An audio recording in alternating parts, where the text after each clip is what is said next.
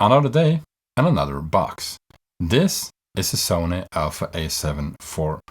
My reason for doing these unboxing videos isn't to show off any new fancy or shiny equipment I have just purchased for my business.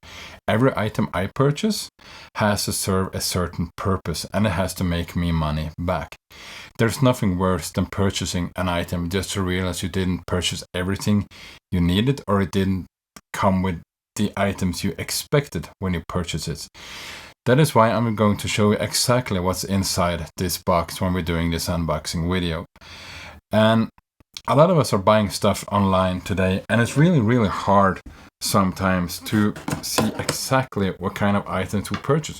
I mean, you can read up on all the specs online, you can read up and down on reviews, but it's another thing to actually have this stuff in your hand and see exactly what it is. So the first thing we notice when we open it is that in usual Sony fashion, it comes with a lot of manuals. And when we go further inside the box, we can see it comes with 2 power cords. Now, this was bought from in Europe, and here it comes with a UK plug, and it also comes with a plug for most European countries. Now, obviously, this doesn't apply to you if you live outside Europe or in the US or in Australia.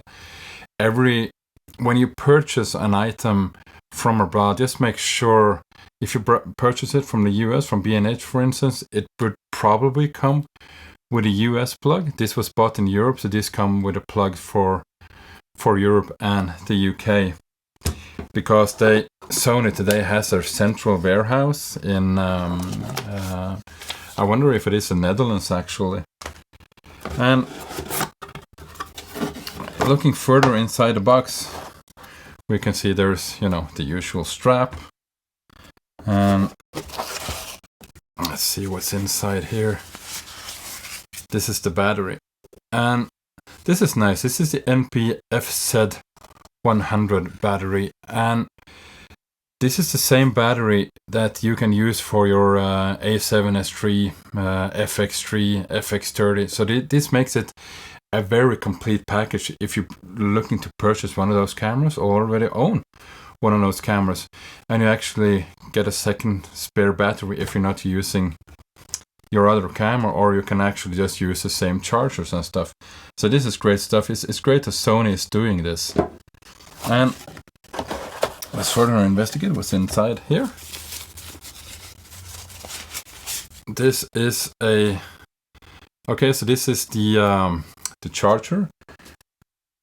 So you plug in your cable here, and then you plug in your USB cable in the other end. Let's see if the USB cable is supplied as well.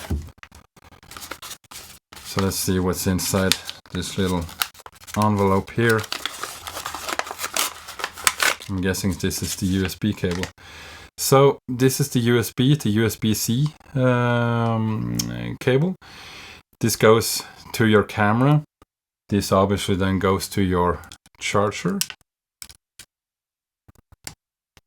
Like this. And the last thing, let's see what comes inside this box is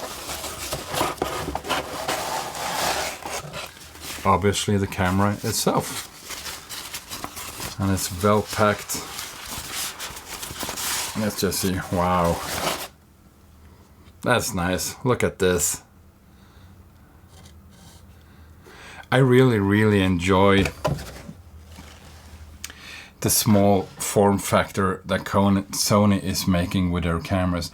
Personally, I'm a huge fan of these small cameras from Sony. I can go outside with this camera and I can shoot high quality videos and high quality stills, and everybody will just take me for a tour as well. I'm actually just a documentary filmmaker. But I can tell right off the bat from my previous Sony A7R3 and my Sony A7S3 that this camera has been stripped down, and it feels it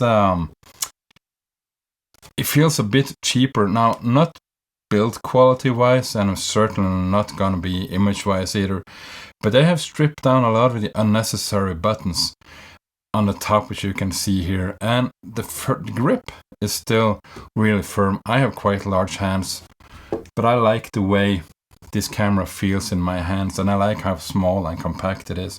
When you look at the back side here, you can see there are these small icons that where it can change from video to photo and vice versa. And obviously when you're doing this way, it's a lot easier. So you start off by taking photos, go one click and you go to video, and another click you can go to slow and quick motion, which is really nice. You don't have to delve into all of these menus. And also on the top wheel here, you can see you basically have all the programs that you need. It's shutter priority, and you have your aperture priority, and you have your manual settings, and you can even make your own settings. And we have this really nice record button on top here, real nice and clear. And we have the on-off switch. And obviously you have your menu buttons on the back side. I really like this version. What I can tell right off the bat what Sony has done, I'm not a huge fan, is that this LCD screen is really simple. It just turns in, you know, like this, and you can swivel it around. Now it's nice if you want to shoot selfies and you want to hand hold your camera, because you can actually see the screen. This has been much improved, but I have always been a huge fan of the camera from Sony. I don't know why they have gone away from that way of manufacturing, where you could actually just flip the screen and we can go shooting like this if you want to go real low.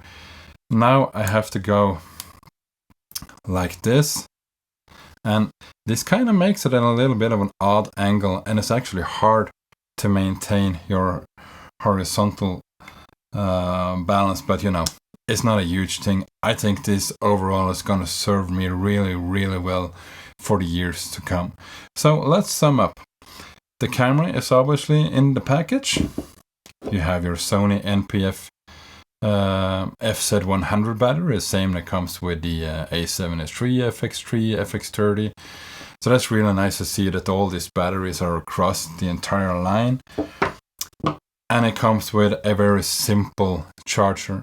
And as I said, I'm not a huge fan of these chargers, because it occupies the camera when you need to charge your battery, instead of, you know, having a separate charger where you can just put a battery in and continue using the camera. But this is the way that manufacturers are doing stuff these days, because they are stripping their accessories that come with the cameras more today than they used to do. And this is obviously to do with, you know, the world economy for everyone. It's tough for everyone. And this is why I want to make these unboxing videos, because I want to show you exactly what you get inside the box. And I can tell right off the bat right now that I have to go out and purchase another charger and another battery, so that I can keep shooting and just change batteries as I go. And I'm also going to purchase a 12 volt charger, so I can use it in my car and when I'm out traveling, which a lot of us filmmakers are doing. Anyway, I hope you found this video somewhat useful. If you did, please like, please share, and please subscribe, and I'll see you in the next one.